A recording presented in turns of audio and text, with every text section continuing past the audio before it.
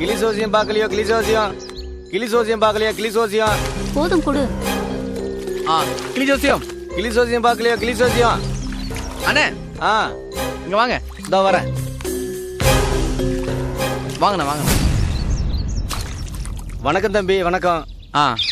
வணக்கம். கிளி சோசியம் மட்டும் இல்ல, கைரேக, வானசாஸ்திரம், பட்சி சாஸ்திரம், குறி சொல்றது எல்லாமே எனக்கு கை வந்த கலை. ஆமா தம்பி, இப்ப யாருக்கு பார்க்கணும்? அண்ணே அவசரப்படாதீங்க, எல்லாருக்கும் பார்க்கணும். ஆனா ஒரு ஆளுக்கு எவ்வளவு கேக்குறீங்க? அதிகம் இல்ல தம்பி, 20 ரூபாய் தான். சரி அக்கா, நீங்க பாக்குறீங்களா? எனக்கு எதுக்குப்பா? வேணுமுன்னா இவளுக்கு பார்த்து எப்போ புருஷன் வீட்டோட சேர்ந்து வாழ்வான்னு சொல்ல சொல்லு. பாத்துலாமே. ஐயா, இவங்க பேர் மாலதி. இவங்க ஜோசியம் பார்த்து ஒரு நல்ல வார்த்தை சொல்லுங்க பார்க்கலாம். பாத்துட்டா போச்சு. உட்காருங்க.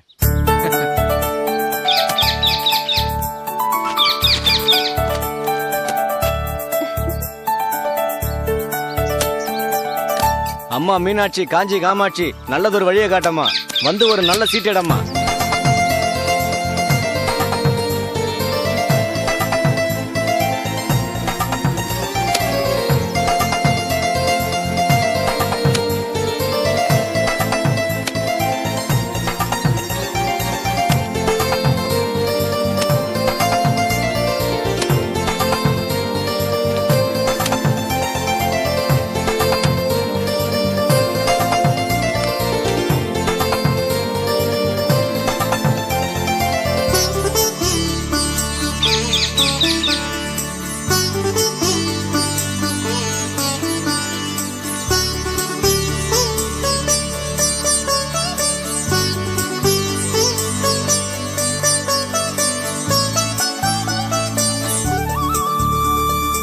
அற்புதம் தாயி, அற்புதம்.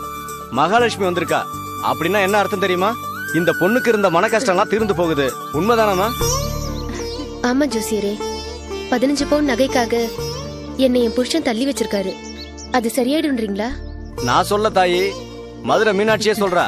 சீக்கிரமே மன கஷ்டமும் பண கஷ்டமும் தீர்ந்து உன் புருஷனோட சேர்ந்து நீ வாழ போற. ரொம்ப சந்தோஷம் ஜோசியரே. ஜோசியரே, இந்த பொண்ணுக்கு 2 தங்கச்சிங்க இருக்காங்க. பேரு கல்யாணி, நந்தினி. அவங்களுக்கும் கொஞ்சம் சீட் எடுத்து பாத்துடலாமே. தாயி, கல்யாணி தாய்க்கு ஒரு சீட்டடம்மா.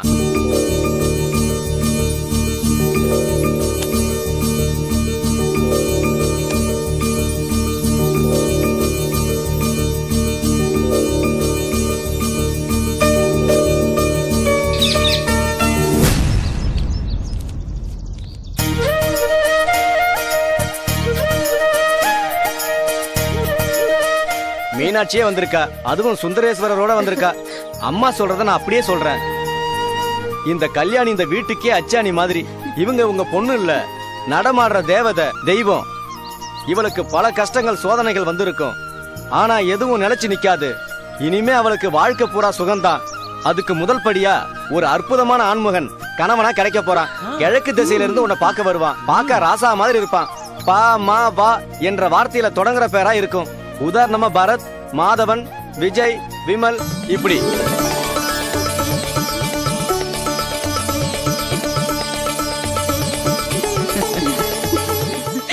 சீக்கிரமே கல்யாணம் நடந்துரும். ஓஹோன்னு இருப்பா. அம்மா சொல்லிட்டா தாயி, இனி அப்படியே நடக்கும் தாயி. ரொம்ப சந்தோஷம் ஜோசியரே. அடுத்த பேர் நந்தினி. நந்தினிக்கு ஒரு சீட் எடு தாயி.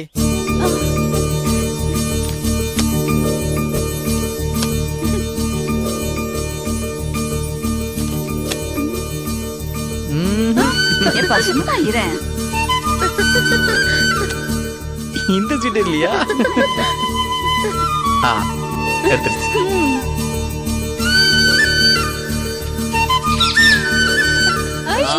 முருகன் வந்திருக்காரு. எல்லாருக்கும் நல்ல நேரம் தான். யாமிருக்க பயவேன் முருக கடவுள் வந்திருக்காரு. உங்க குடும்பத்துக்கு எந்த கஷ்ட நஷ்டம் வராம பாத்துப்பாரு. இனி நீங்க தொட்டதெல்லாம் தொடங்கும். சித்திரை மாசம் போய் ஆவணி மாசம் வந்தா மனசுல நினைச்சதெல்லாம் நிறைவேறும். இன்னும் 1 மாசம் பொறுத்துக்கோ தாயி. உனக்கு எந்த கஷ்டமும் வராம அந்த முருகன் பாத்துக்குவான். ஜோசியரே, என் பேர் விமல். எனக்கு ஒரு சீட் எடுத்து பார்த்து சொல்லுங்க. செஞ்சிருவோம் தம்பி.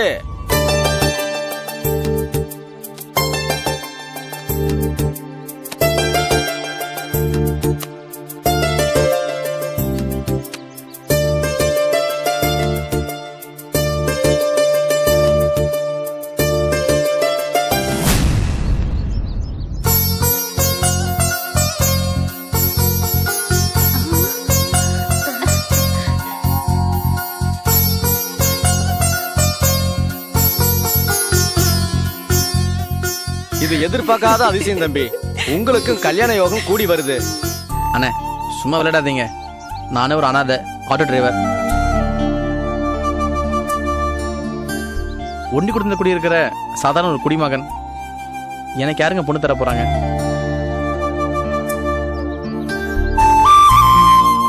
அப்படியெல்லாம் பேசாதீங்க தம்பி. சேத்துலதான் செந்தாமரம் இருக்கும், சிப்பிக்குள்ளதான் முத்து இருக்கும். அனாதையா இருந்தாலும் நாளைக்கு கல்யாணம் ஆயிட்டா உறவு முறை தானா வந்துட போகுது. ஆட்டோக்காரனா இருந்தா என்ன, அம்பானி கூட தெருவுல கூவி கூவி பொருட்களை வித்துக்கிட்டு இருந்தாரு. பின்னால கோடீஸ்வரனா மாறல. உழைக்கிறவனுக்கு எந்த உயரமும் ஏற முடியாத உயரம் இல்ல.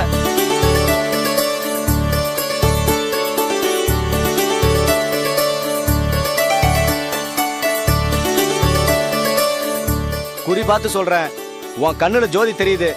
உன் நல்ல மனசோட வெளிச்சம் அது. நீ எங்கேயோ போக போற. ராஜா மாதிரி ஆலம்போட மாட மாளிகையில கூட கோபுரத்துல வாழ போற. இந்த கிளி ஜோசியம் வாக்கு பொய்யாகாது தம்பி.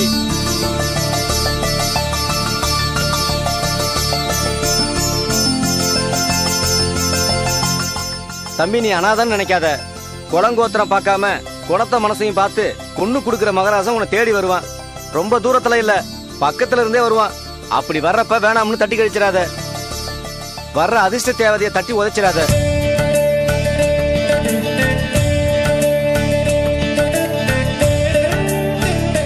நான் ஏன் சொல்றேன் தெரியுமா? கல்யாணத்துக்கு அப்புறம் தான் உன் வாழ்க்கையே தலைகீழ மாறப்போகுது. மிகப்பெரிய அதிர்ஷ்டம் உன்னை தேடி வரப்போகுது. நீ கற்ற பொண்ணு இப்ப ஏழையா இருந்தாலும் அவ மகாலட்சுமி. உனக்கு எல்லா சுகத்தையும் சொத்தையும் வாரி கொடுப்பா. அவளை நீ கை மேல வச்சு தாங்குவ. நீங்க 2 பேரும் சிவன் பார்வதி மாதிரி சந்தோஷமா வாழ்வீங்க. என்னமோ நீங்க சொல்றீங்க, நடக்குதான்னு பாப்போம். நடக்கும் சாமி, நடக்கும் சாமி, கண்டிப்பா நடக்கும். அடுத்த வருஷம் உங்களை பார்க்கும்போது கை குழந்தையோட தங்க மாதிரி பொண்டாட்டியோட பெரிய வீட்டுல இருப்ப. அப்ப சொல்லு தம்பி. ரொம்ப சந்தோஷம். ஐயா மொத்தம் 4 பேர் பார்த்துருக்கு. 80 ரூபா ஆச்சு. 20 எக்ஸ்ட்ரா எடுத்துங்க. சரி, நீங்க எல்லாருக்கும் நல்லதா சொல்லிருக்கீங்க. நல்லது தம்பி. இந்தாங்க. நல்லா சொன்னார்ல? கிளி அழகா இருந்துச்சுல? என்ன மாதிரியே.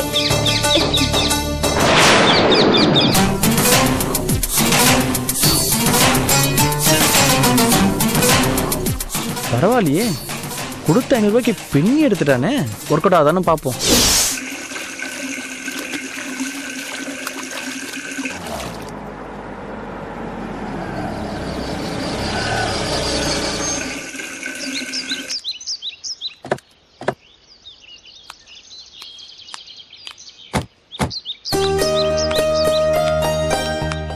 வாங்க பாலா சார், காஃபி சாப்பிட்டு போலாம்.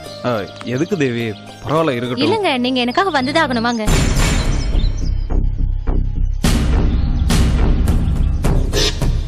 ப்ளீஸ் பாலா சார், என்ன ரொம்ப கெஞ்சி வைக்காதீங்க. வாங்க தேவி, வாங்க போலாம்.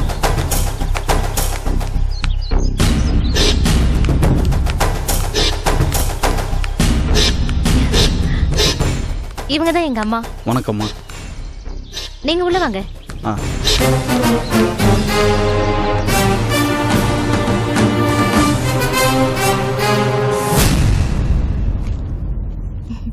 இவர்தான் எங்க அப்பா. வணக்கம் சார். வணக்கம். வாங்க தம்பி. அப்பா எனக்கு வேலை கொடுத்தாருன்னு சொன்னல, இவர்தான். பேரு பாலா. அப்படியா? ரொம்ப நன்றி தம்பி. ஐயோ என்ன சார் இதுக்கெல்லாம் நன்றி சொல்லிக்கிட்டு.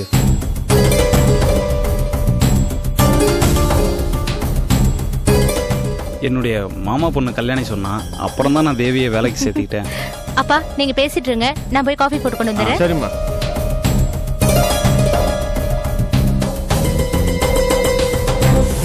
தேவிக்கு நடந்த கொடுமையெல்லாம் கேள்விப்பட்டேன். பாவம் சார் தேவி. நீங்க தான் அவங்களுக்கு ஆதரவா இருக்கணும். உட்காருங்க தம்பி. தம்பி ரொம்ப அக்கறையா இருக்கிற மாதிரி ஒண்ணும் நடிக்க வேண்டாம். நீ உள்ள வந்ததே எனக்கு பிடிக்கல. இதுல பெரிய உபதேசம் வேற பண்றியா நீ? ஏய், ஏண்டி இப்படி தம்பி மேல எரிஞ்சு விழுகுற? ஏன்னா நம்ம பொண்ணு இன்னும் சீரழிஞ்சு போயிடக்கூடாதுங்கிற பயம்தான். ஏயா நீ படிச்சவன் தானே? ஒரு பொண்ணு ஆபீஸுக்கு வந்தா வேலை முடிஞ்சோன்னு அனுப்ப வேண்டியதானே? நீ எதுக்கு உன் கார்ல கூட்டிட்டு வந்த?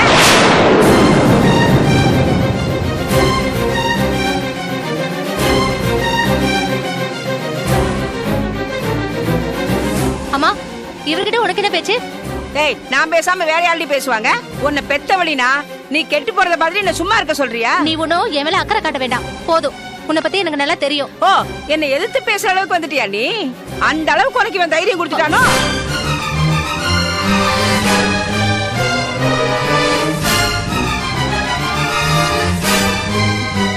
அம்மா, வார்த்தை அளந்து பேசு. யோ, என்னையா பண்ண என் பொண்ணு? காரு பங்களா இருக்குன்னு சொல்லி ஆசை வார்த்தை காட்டினியா?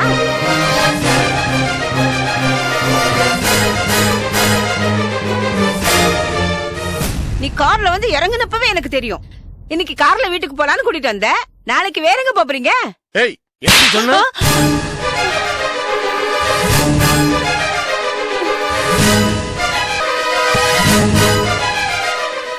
ஏண்டி, நீ எல்லாம் ஒரு பொம்பளை ஜென்மமா? நீ பெத்த பொண்ணு நீயே அசிங்கப்படுத்தி பேசுறிய. என்னையே கை நீட்டி அடிச்சிட்டீங்கல்ல? ஏயா, இவ்வளவு நாள் பிள்ளை பூச்சி மாதிரி இருந்த, இப்ப எங்க இருந்து உனக்கு இவ்வளவு தைரியம் வந்துச்சு? சப்போர்ட் பண்ண ஒருத்த இருக்காங்கறதுனால தானே? யோ, நீ கிளம்பு. என் பொண்ணு புருஷன் 2 பேரும் நீ தூண்டி விடுறியா? நீ கிளம்பு. கிளம்பியா? அம்மா, நீங்க தப்பான கண்ணோட்டத்திலே எல்லாத்தையும் பாக்குறீங்க.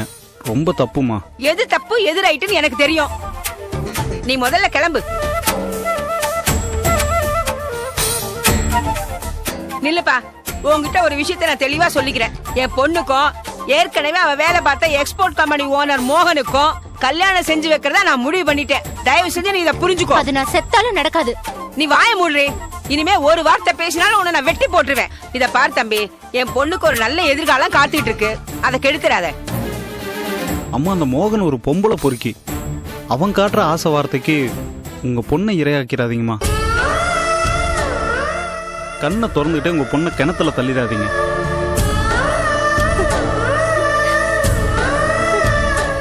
இனிமேலாவது தேவிய நிம்மதியா வாழ விடுங்க. காசு பணத்துக்கு ஆசைப்பட்டு மீதி இருக்கிற அவ வாழ்க்கைய நீங்களே நாசமாக்கிறாதீங்கம்மா.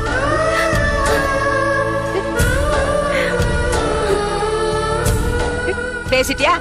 ஏன்பா இத சொல்றதுக்கு நீ யாருன்னு கேக்குறேன். இது என் குடும்ப பிரச்சனை. இவ என் பொண்ணு.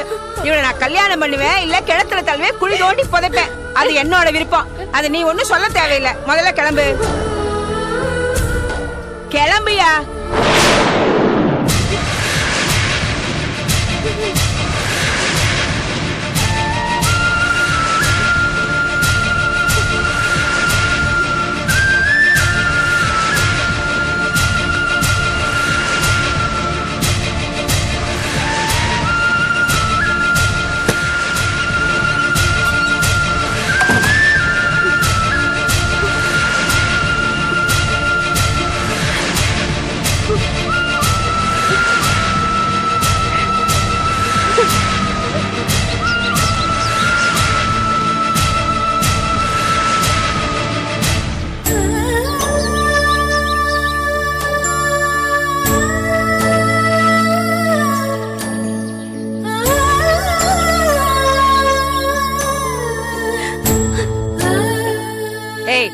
பாருடி, சும்மா நீலு கண்ணீர் வடிக்காத.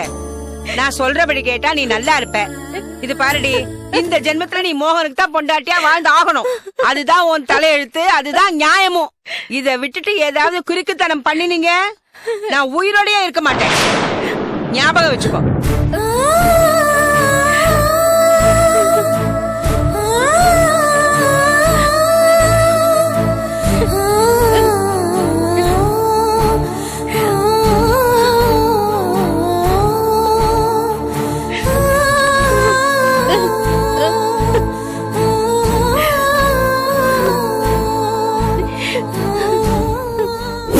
அப்படியே சொன்னாரு.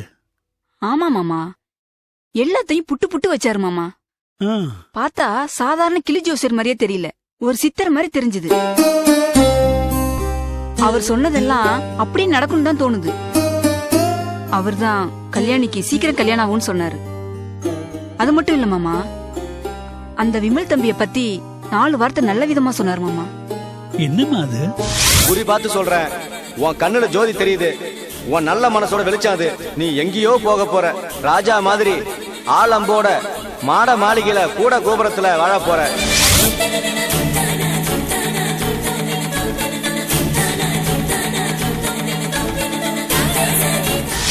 தம்பி, நீ அனாதான் நினைக்காத.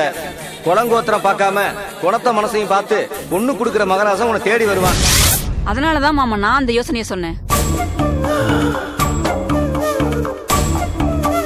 அந்த தம்பிய பார்த்தா ரொம்ப நல்ல பிள்ளையா தெரியுது. வேற எந்த பிக்கல் பிடுங்களும் இல்ல. கல்யாணி எப்பவும் கேப்பாளே, அது மாதிரி மாமியா தொல்லையும் கிடையாது. தம்பி இப்ப வேணா ஆட்டோ டிரைவரா இருக்கலாம், ஆனா நாளைக்கு நல்ல விதமா வளர்ந்துருவான்னு தோணுது மாமா. ஜோசியர் அததான் சொல்றாரு. நம்ம தெருவுக்கு வந்து கஷ்டப்படுற சமயத்துல கடவுளா பார்த்து அனுப்பிச்சு வச்ச மாதிரி விமல் தம்பி வந்து நமக்கு கை கொடுத்தாரு. யாருக்கு அந்த மனசு வரும் சொல்லுங்க? அதனாலதான் சொல்றேன், கல்யாணிக்கு விமல் தம்பியே கேப்போம். என்ன மாமா சொல்றீங்க?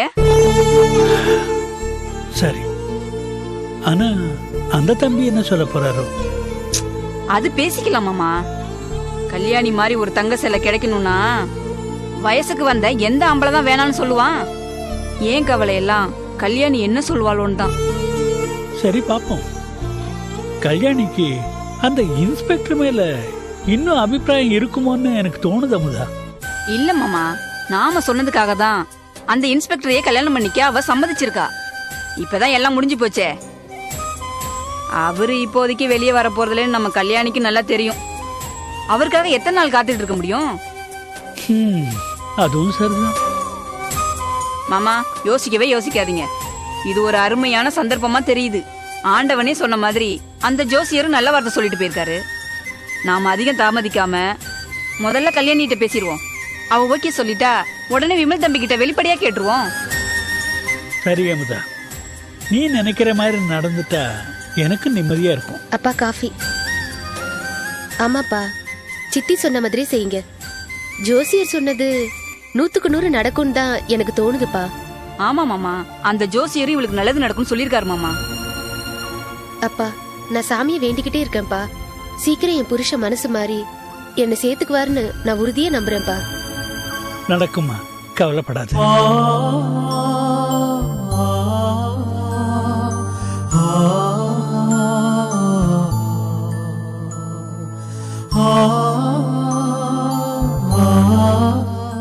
வாழ நினைத்தால் உன் பாதை தெரியும், பாதை அறிந்தால் உன் வாழ்க்கை தொடரும். வாழ்ந்து பாரடி பெண்ணே பெண்ணே, வாழ நினைத்தால் உன் பாதை தெரியும், பாதை அறிந்தால் உன் வாழ்க்கை தொடரும். வாழ்ந்து பாரடி பெண்ணே பெண்ணே.